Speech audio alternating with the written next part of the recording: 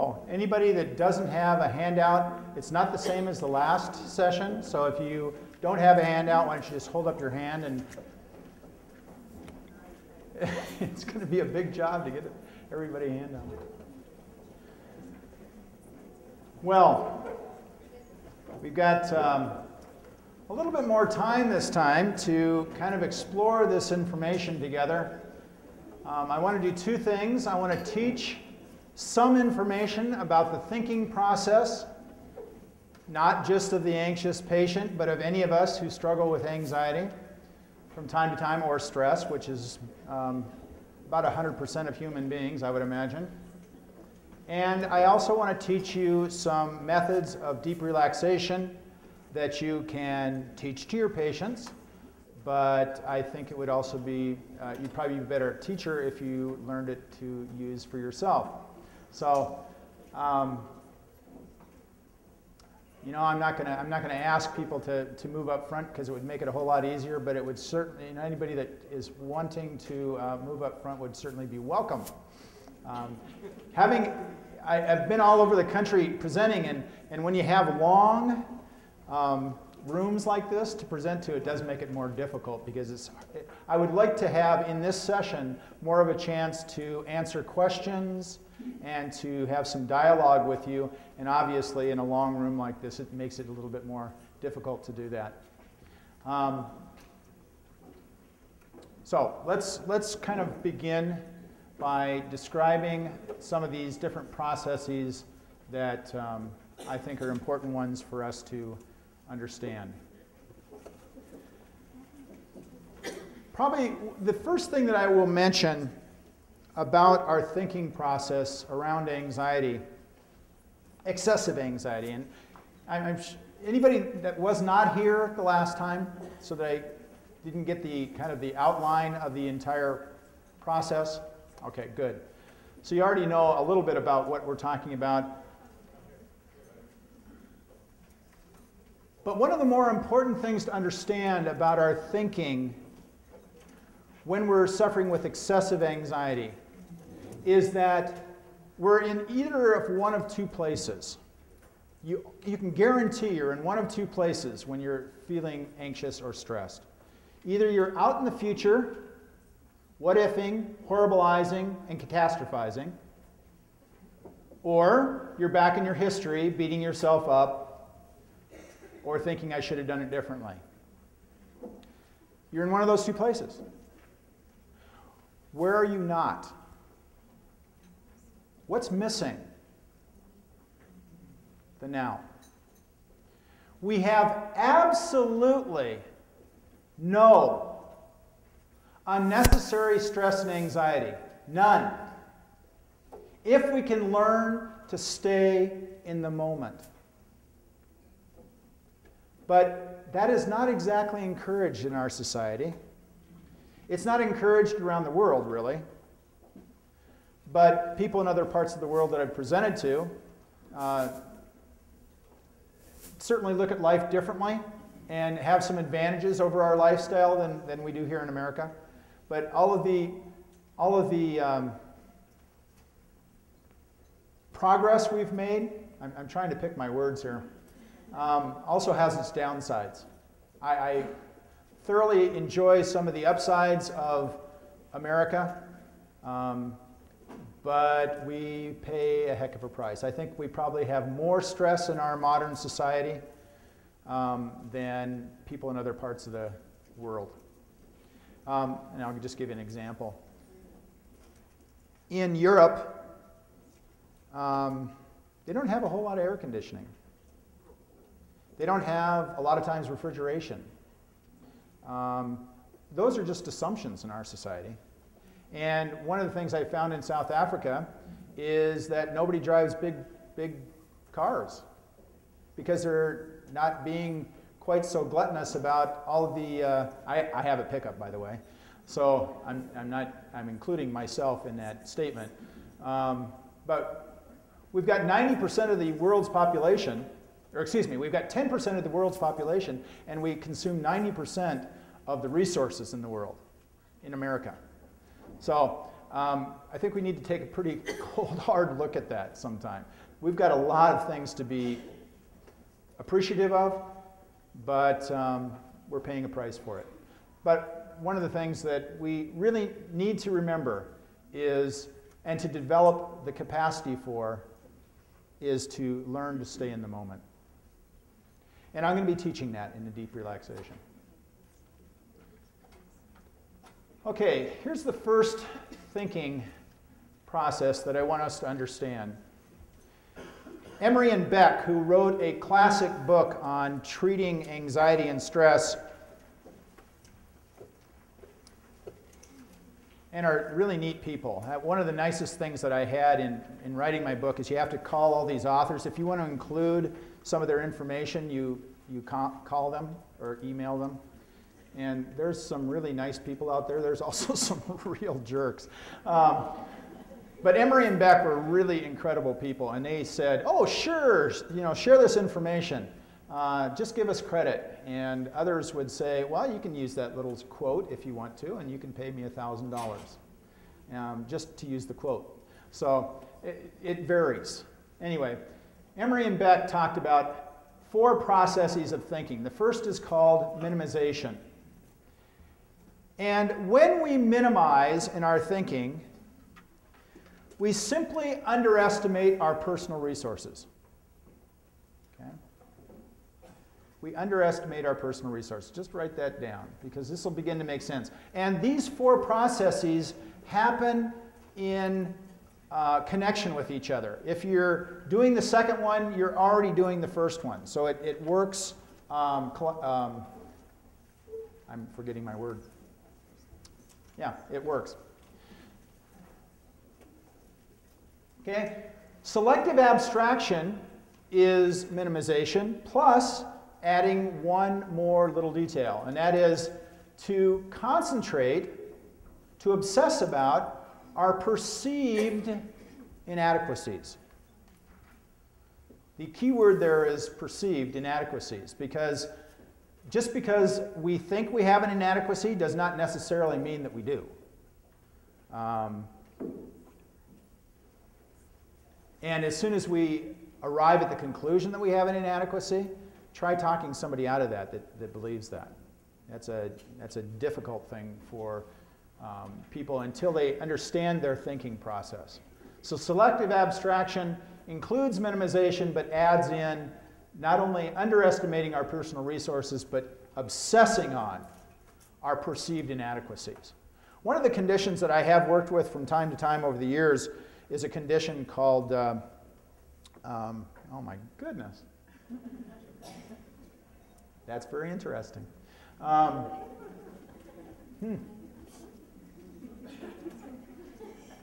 dysmorphia. Body dysmorphia is where people begin to believe they're ugly, hideously ugly, and you cannot convince them otherwise. And trying to convince them only digs them in deeper. And I've met some awfully beautiful people that were convinced that they were ugly. I've got a big nose, or I've got a big butt, and it's probably the classic example of selective abstraction.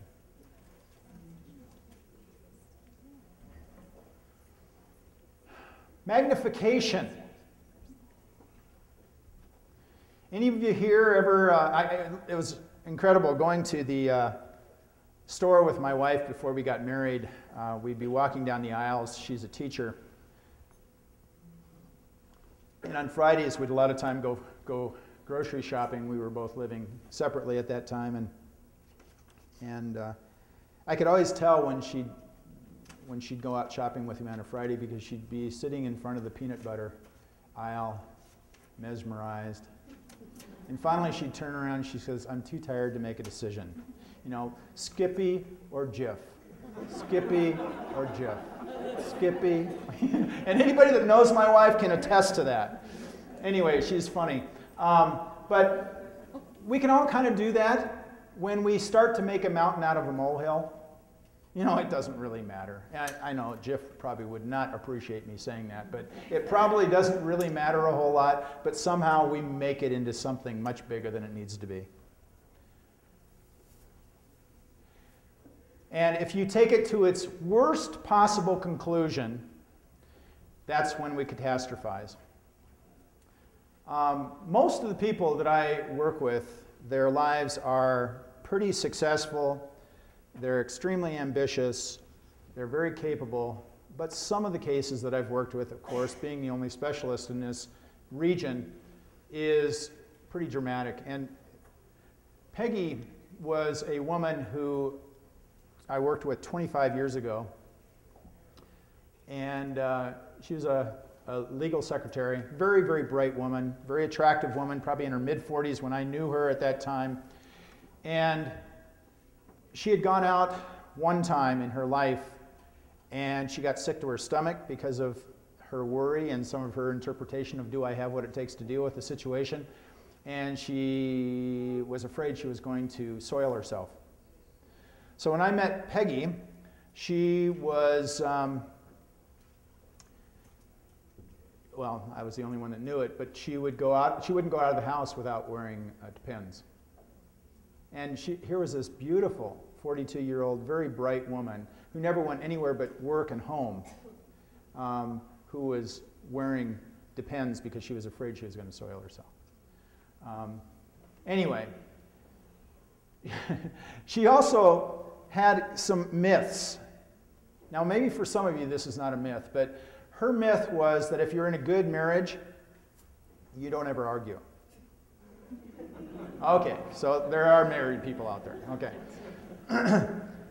And I just thought, wow, marriage, never argue. Interesting. She'd been married for like 18, 20 years, and they'd never had an argument. Well, she got involved in one of my programs, and then she got involved in one of my advanced programs. And she came in one day feeling pretty down, and I wasn't even in the room, but I could hear her talking with some of the other group members. And apparently, they'd had an argument. But this group of people knew each other pretty well, and she was talking about, you know I better find a house. I'm going to be out on the street. I'm going to be penniless. I'm going to lose my job. What am I going to do to feed my children? And one of the other group members said, Peggy, you just had an argument. That's all. But for Peggy, she would take it to its worst possible conclusion. And when we do that, that's catastrophization. You can imagine I'm going to try and keep going back to the part of the intent, I guess, in my presenting to you is about working with anxious people at your office. And you can just begin to imagine what they might be creating in their mind.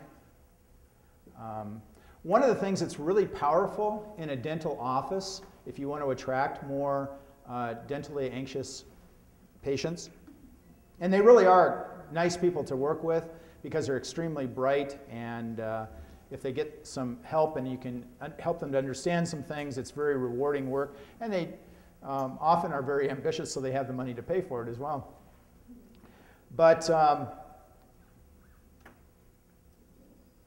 if you can just allow them to spend a few moments talking with you before a procedure, asking questions, because it's not knowing what's going to happen, and then we have this silence to fill in all the blank spaces with our own creative minds.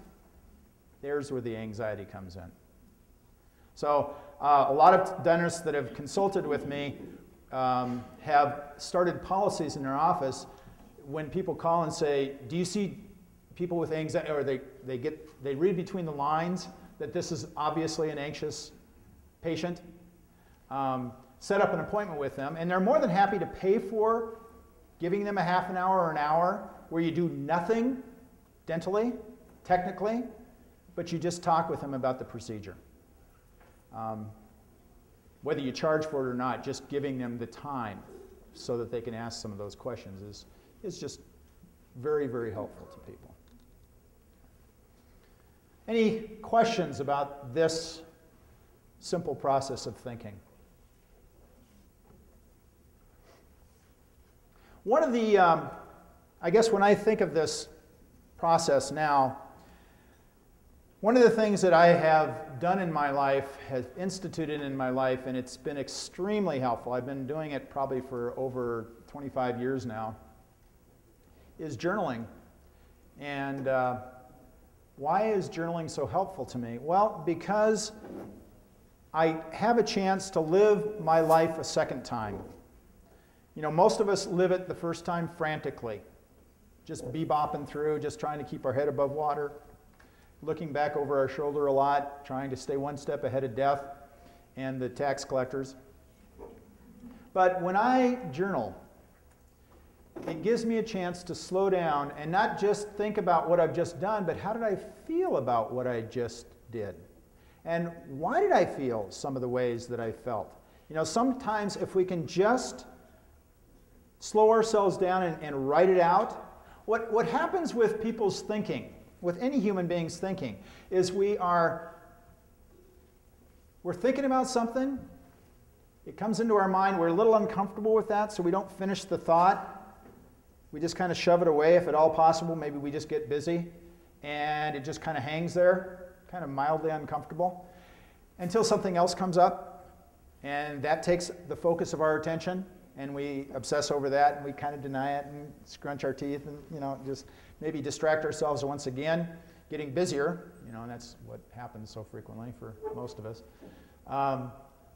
And then something else comes up, and something else comes up, and something else comes up. And what happens in that process is we just litter our minds with all this stuff that never gets completed. And remember the example that I told you in the opening session about the woman that went through my program 20 years ago, and now she's back, and her daughter had had the abortion and had gotten pregnant. She was a very busy, ambitious woman, and it just wasn't working. And that's why her OCD came back and bit her in the butt. But as she started working in my class again, she started to slow down, and she did start journaling. And when she finally wrote out, when she saw it in black and white what she was thinking, then she could start doing something about it. But if the belief system or the assumptions that we have about life, we never quite figure out in black and white what they are, then we just continue to react to them. And we're not quite sure why, but anxiety is definitely much more the way we are reacting to life, not responding to life. So you choose. What would I rather do? React to life or respond to it? Responding to it is a whole lot more comfortable. There's a whole lot more confidence involved, and it's a whole lot more relaxing. So part of what I'm hoping that all of you can take home from this presentation in connection with what we talked about before is just starting to recognize the process that I can learn to start a more responsive method of living my life. I'm going to go on to the next slide unless there's any sort of question. And if you have a question, it would probably help everybody because probably somebody else is having the same question. Or comment?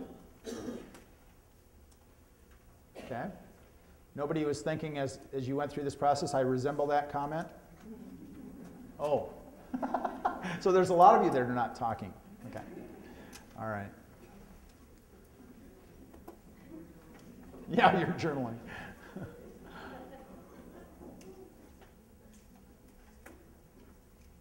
Okay. This is the thinking process that I was talking about in the initial session. We all go through events in our life, They may be big or they may be small, but the event is colored by the thought that we have regarding that event, that in turn leads to a feeling about that event, and ultimately leads to an outcome. There was a woman that I worked with, again, probably 20, 25 years ago, and she was a nurse and a very capable woman, and came in because she was having white collar syndrome.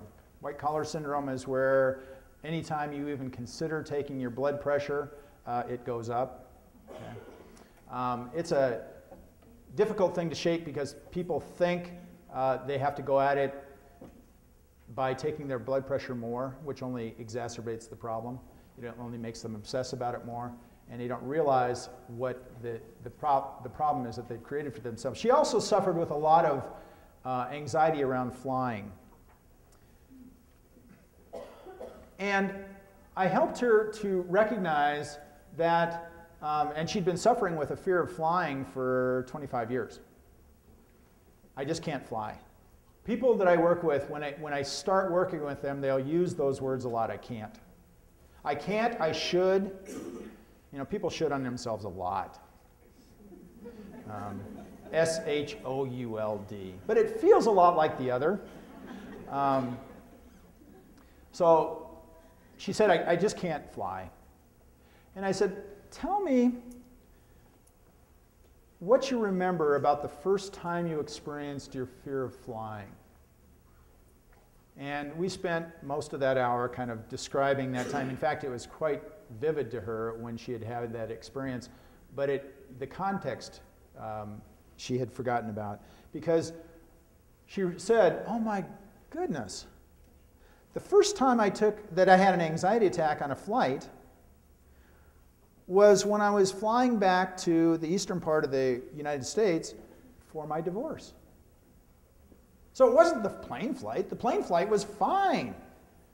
But her emotional context, the internal context, was she didn't want to go. She was afraid of going. She was assuming a lot of real scary thoughts, and had led to the belief, or had led to the thought, I can't fly, because that must be what's causing this heart palpitation. This must be what's causing me to not be able to catch my breath, and leading to the feeling of severe anxiety and fear. And ultimately, she was a pretty miserable woman whenever it came to flying. Another woman years ago was probably in her 70s. She had just retired. She was a school librarian in one of the universities, very, very bright woman. And she had heard about me from a travel agent. And we got together, and she said, I really want to go to Europe to gather some family history. And I guess the key about this story is that she really wanted to go. Quite a bit different than the woman that I just described to you that really didn't want to go to get on that plane to go back east for her divorce. Anyway, she really wanted to go. She was excited about going, but she was also afraid. And she wanted to go over on the Concorde. Wasn't that huge plane? I don't know if it's flying anymore. And she wanted to come back on a cruise. And she was scared of both, because she'd never done either. And that's also very important. People who struggle with a lot of anxiety frequently don't have a whole lot of experiences with things. They have maybe one or several bad experiences, but then they never do it again. And as a result, they have never any experience that confirms that there's another possibility. Okay? So when I finally had the chance to describe to her all of that is created, all that we do that creates our anxiety, she went out that afternoon and bought her tickets to go to Europe.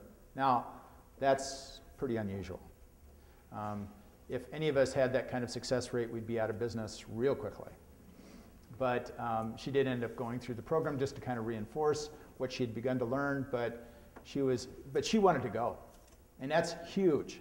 One of the things that you need to tie into with patients who are having dental anxiety is their long-term goal. Not their short-term issues, but their long-term goals. You know, their appearance, perhaps related to their sense of dignity, their sense of integrity. You know, as we don't get good dental care, our health can be very affected. So we need to help them to recognize, why is it that you're calling us? You know, what's your real goal here? And then that's part of the mission statement that helps them to stay and look at some of this stuff, because otherwise it's an uncomfortable process. They would just as soon not deal with it.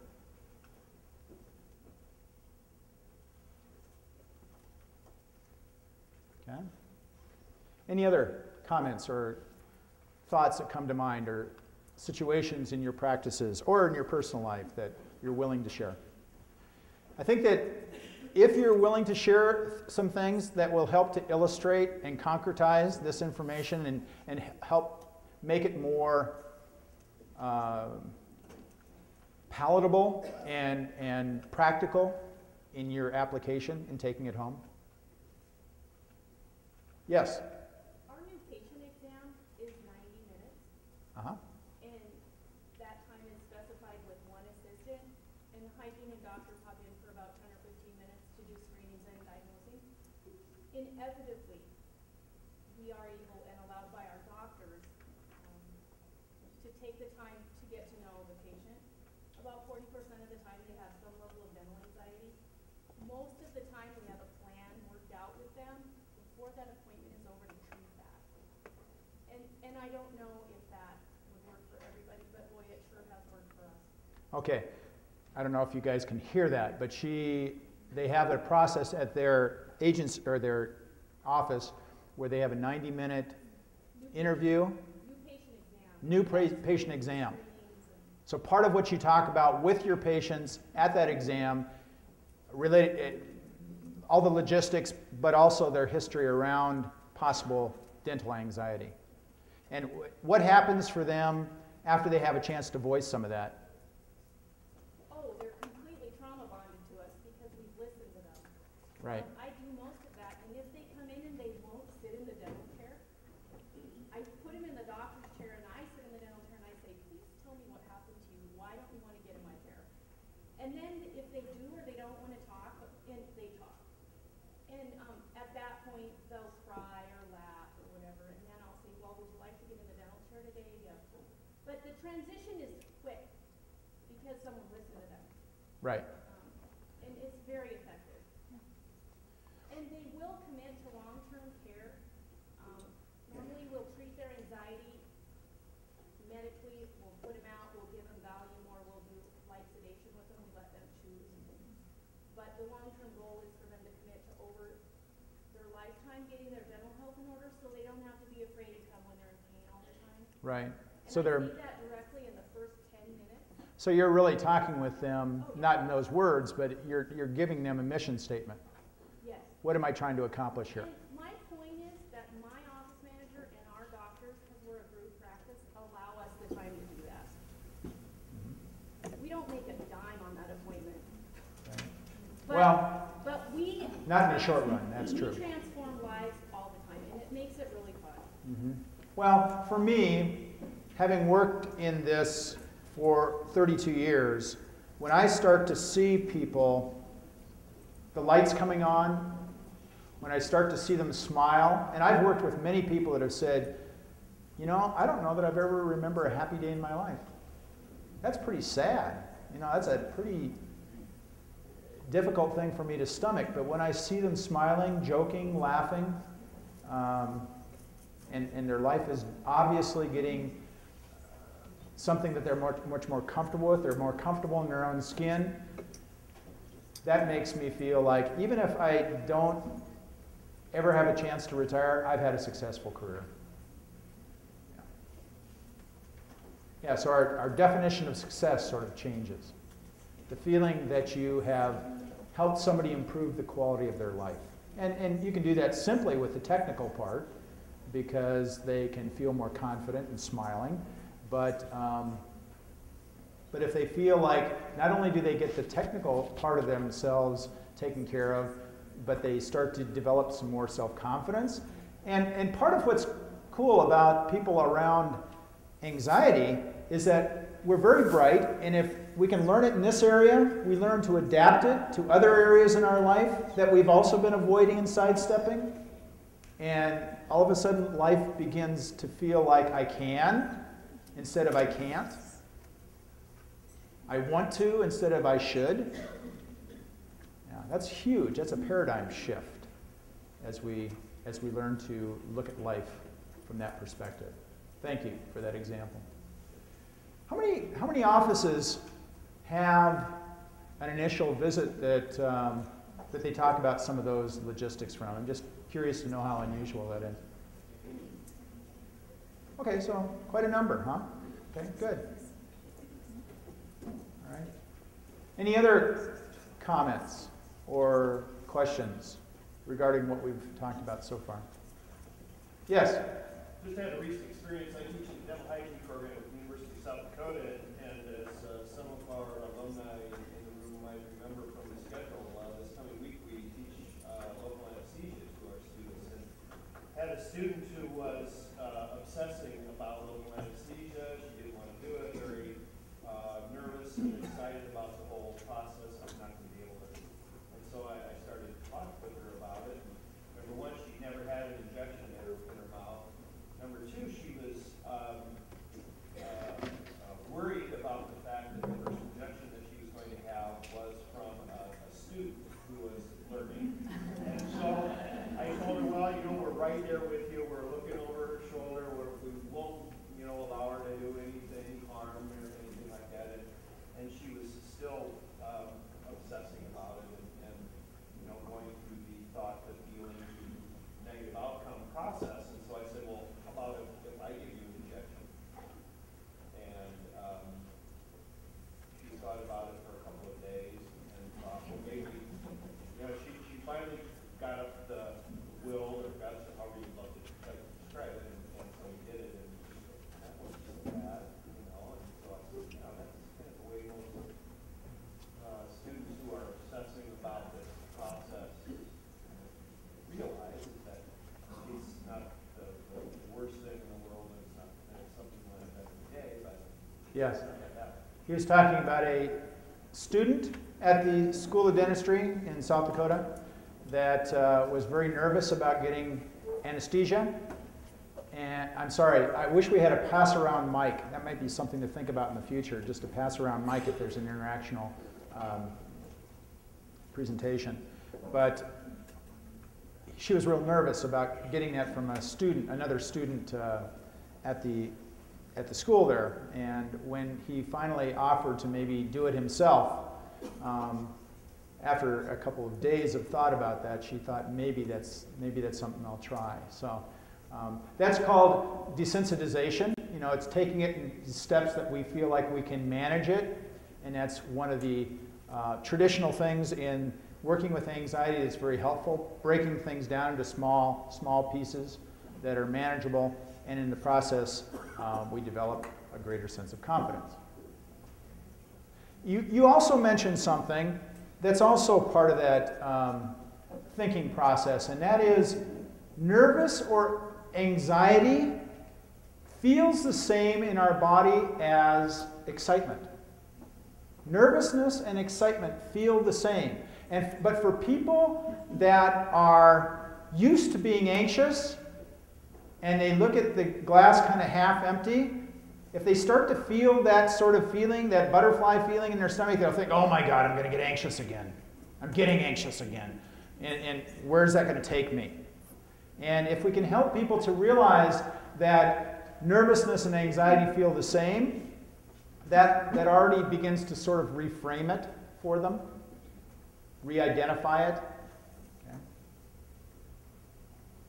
So thank you. That's why these personal comments that you guys are making make this much more applicable. I think what what I'd like to do is give you a little bit more information.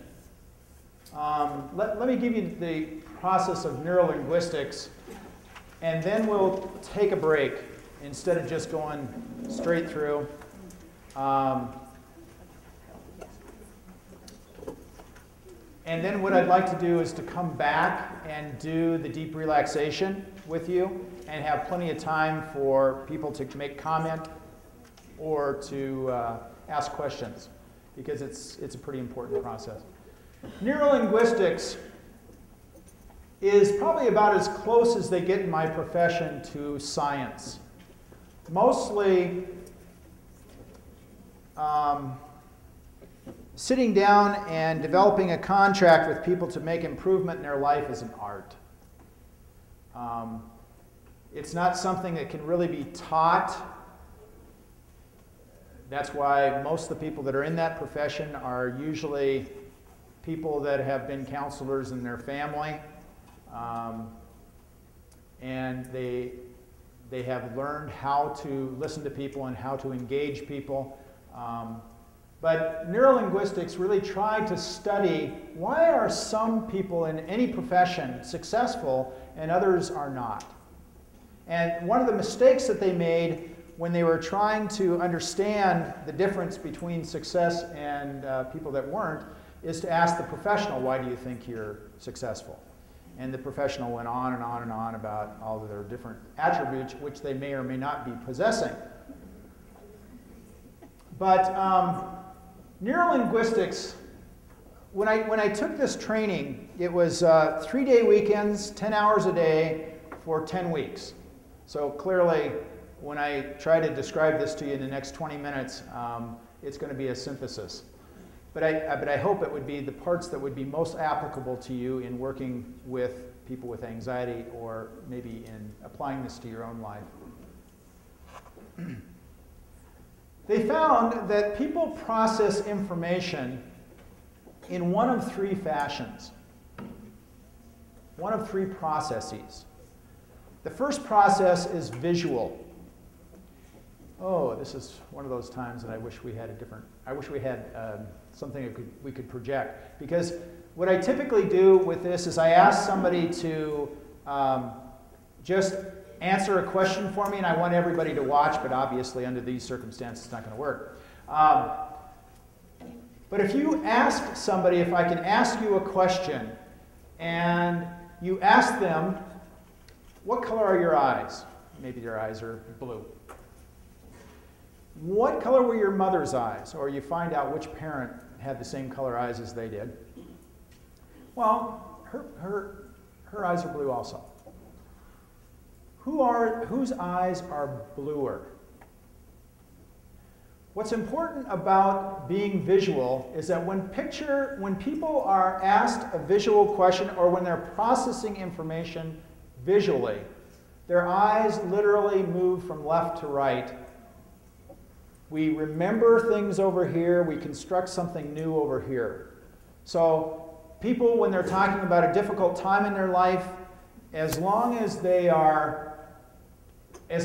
eyes are moving back and forth, remembering and putting something together over here, they may have some emotion about that, but as long as they're talking about it and their eyes are moving, they're going to be fine. They're kind of, it's actually post-traumatic stress techniques.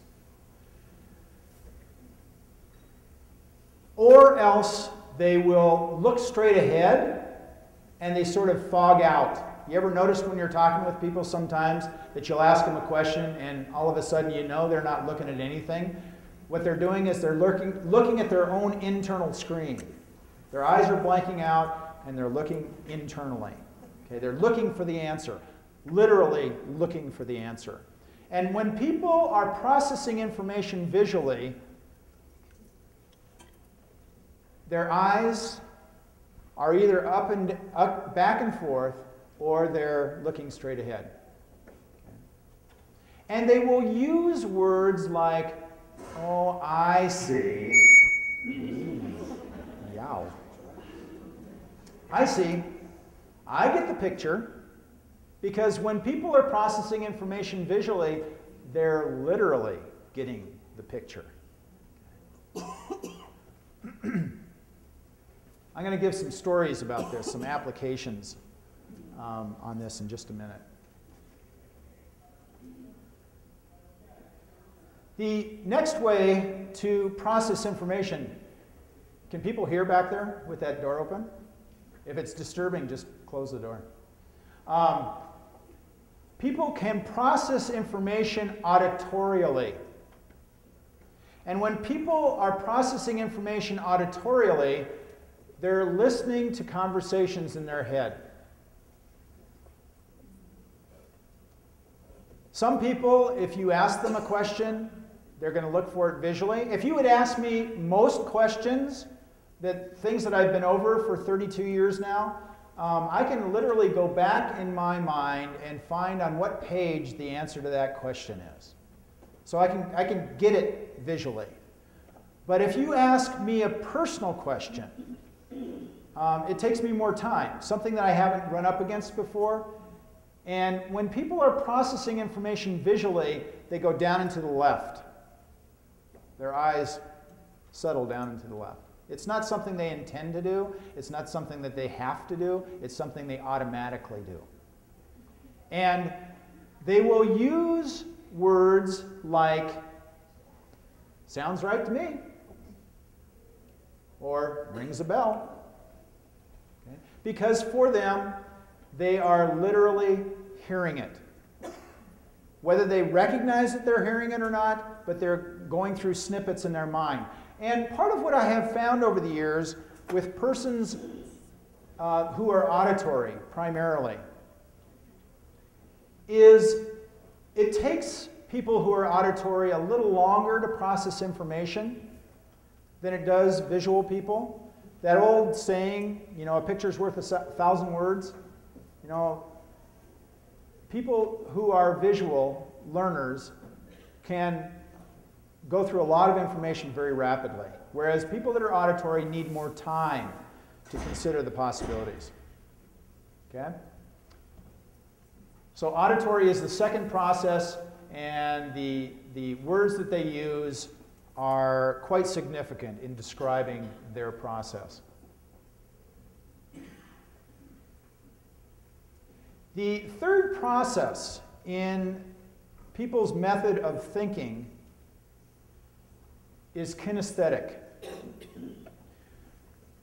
Most people are either primarily visual or primarily auditory. Very few people are primarily kinesthetic. Although I did meet a couple that she was clearly kinesthetic. And they would have people that are kinesthetic in terms of their primary process have a very difficult time articulating what they're thinking, because as soon as you try to put into words what they're feeling in their guts, we lose something in the translation. Okay? So, but kinesthetic is typically a secondary process, and that'll make sense to you in just a second. When people are processing information kinesthetically, they will use words like, this is really hard for me, or I want to grasp this concept. It's tactile. It's feeling oriented. Okay? Or this is really rough. I want to smooth things over in my life. It's really rough right now. Okay? Do you see the tactile sort of images that they're using in their conversation? And when we're processing information kinesthetically, our eyes go down and to the right. Again, usually pretty briefly, but it gets there. When I was going through this training, there was a brilliant man, a very brilliant editor from the journal that was going through the same training as I was. And he was an amazing person to watch. He was a great person to have in the training because the trainer would use him as an example all the time. He'd ask him a question. Say, Ralph, what do you think about this? And his eyes would just start, you know, because he was very visual but he also had the capacity to look for auditory possibilities, and then he would feel what of these possibilities, which one feels right to me, and then he'd start off on a whole different process. Drove you crazy watching the guy, but you could just see the smoke starting to come out of his ears. He was a brilliant thinker. And you could kind of begin to understand his thinking process once you understood the process of neurolinguistics. All right. So, what's the application? Part of what I have found in doing this now for 30 some odd years is that people can create anxiety for themselves in any process of thinking. And they may not have recognized it up until that point, until you pointed out to them that there are other choices. We can see pictures in our mind, and probably one of the most dramatic examples of creating trauma in our mind over and over and over again through pictures is post-traumatic stress. You know, if you can literally waken yourself at night from dreaming again and again and again about bombs bursting and people being hurt, those are pretty traumatic images. But we don't need that kind of trauma to make ourselves nervous and anxious. Just picturing somebody yelling at us, just picturing somebody rejecting us, just having images that are painful for us can create much of our stress and anxiety.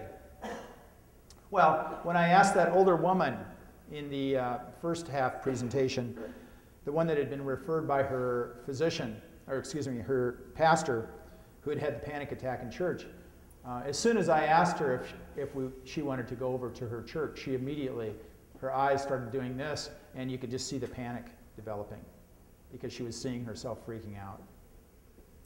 She didn't know that, but once I could help her to recognize that, she could stop that process.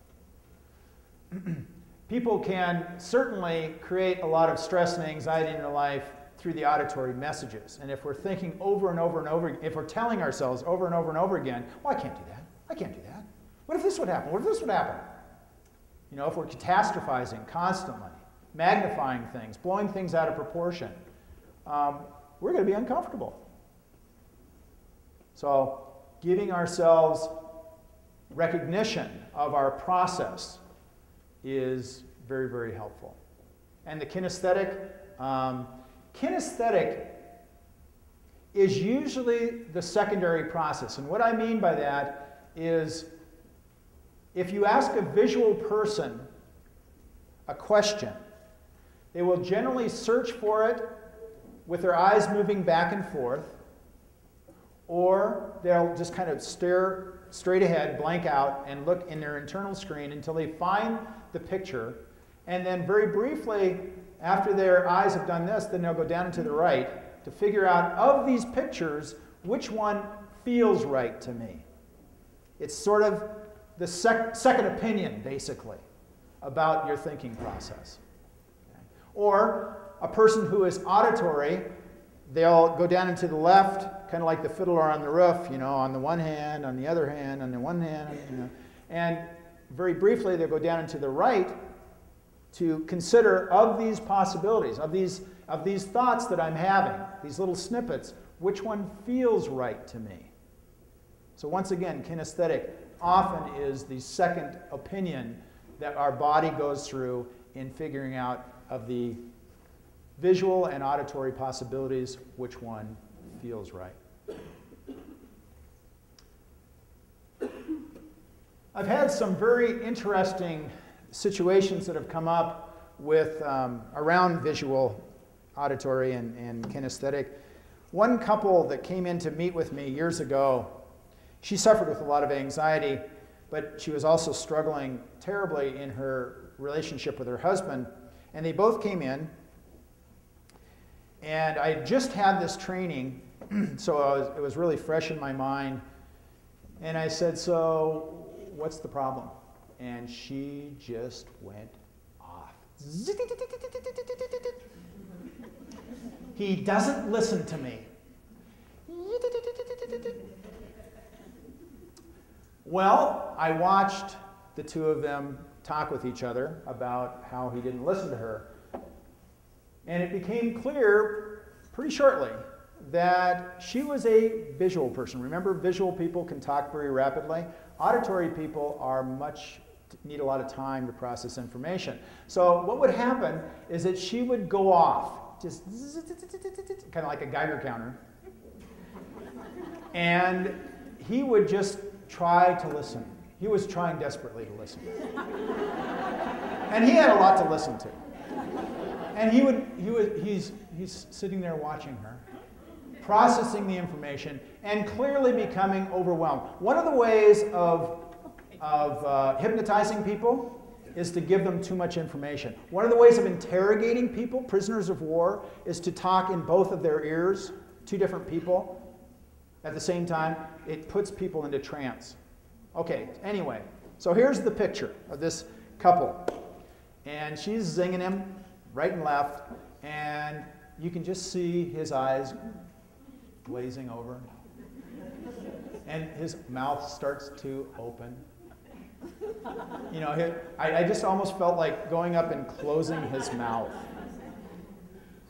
And as time went on, she, of course, saw his glazed expression, and her interpretation when she was yakking at him was, see, he's not listening to me.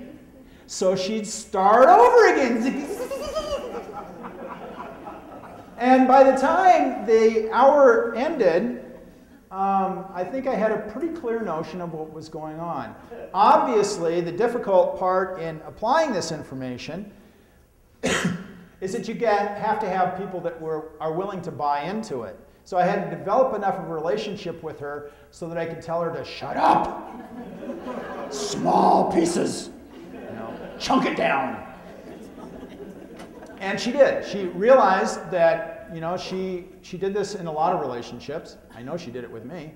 And I'm auditory, remember? So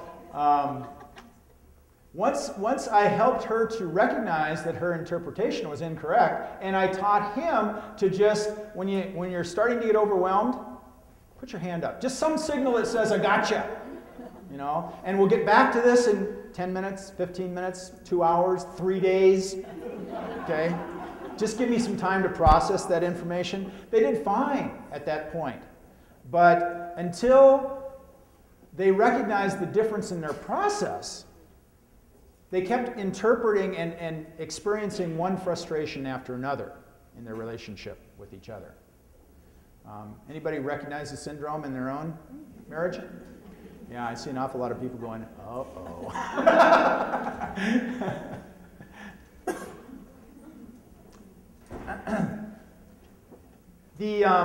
One of the other applications, there's so many applications to this information. Can you imagine a child going through the school system, and one of the things about successful teachers is that somehow they have learned naturally to talk in all three ways to their students. They will lecture for the auditory students. They will write things up on the board for the visual students. And they will literally maybe touch some of their students in helping them to know what it feels like to make a J. Okay? But maybe that child has gone through first, third, fourth, fifth grade maybe, doing fine academically, and they enter a room of a teacher who's strictly auditory. And the child is visual. And they don't even feel like they're talking the same language. Don't getcha. So what do? Well, they label them with ADD, or they start medicating them, or both, or maybe they label them with some other sort of condition. But I guess for us just to recognize that there are other possibilities. And my wife is a teacher. She was never taught in school NLP. Can you imagine that? And I would hope that as you look at your methods of doing dental practice, you would look at, do I give my patients, do I provide to my patients in all three categories? If you do, you're not going to lose many people. If you're very one-oriented, you're going to lose the ones that process information the other two ways.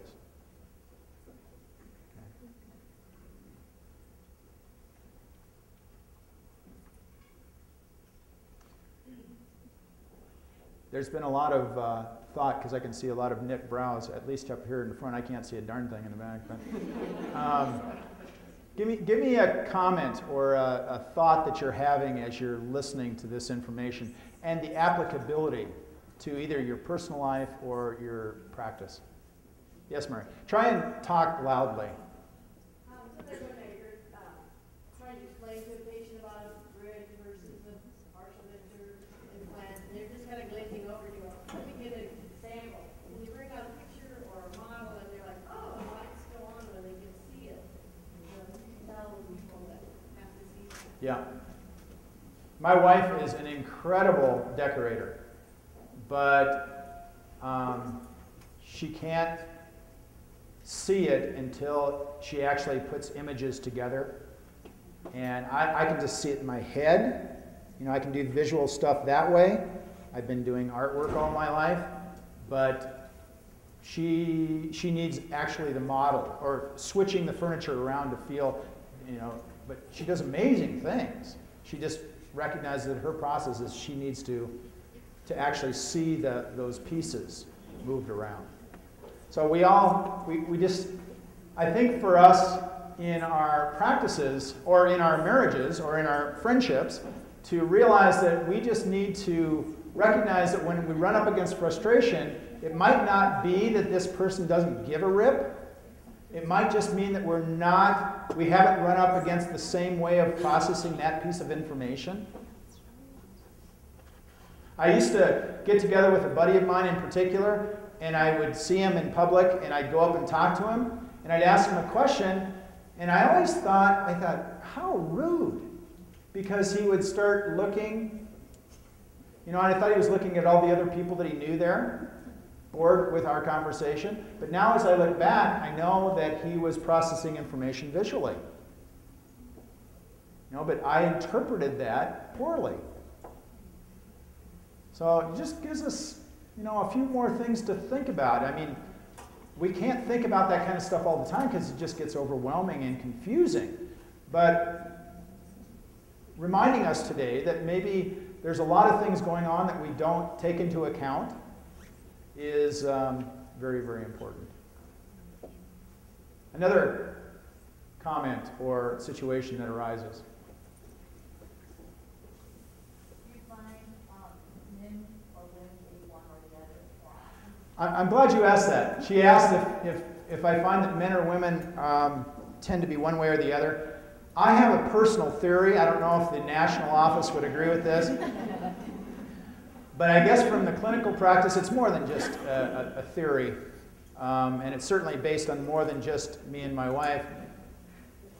It's based on watching couples a lot. That women tend to be, not always, tend to be more visual. And men tend to be more auditory. You know, so we get a lot of that glazed look. And a lot of mesmerization and a lot of poor interpretation of what that means.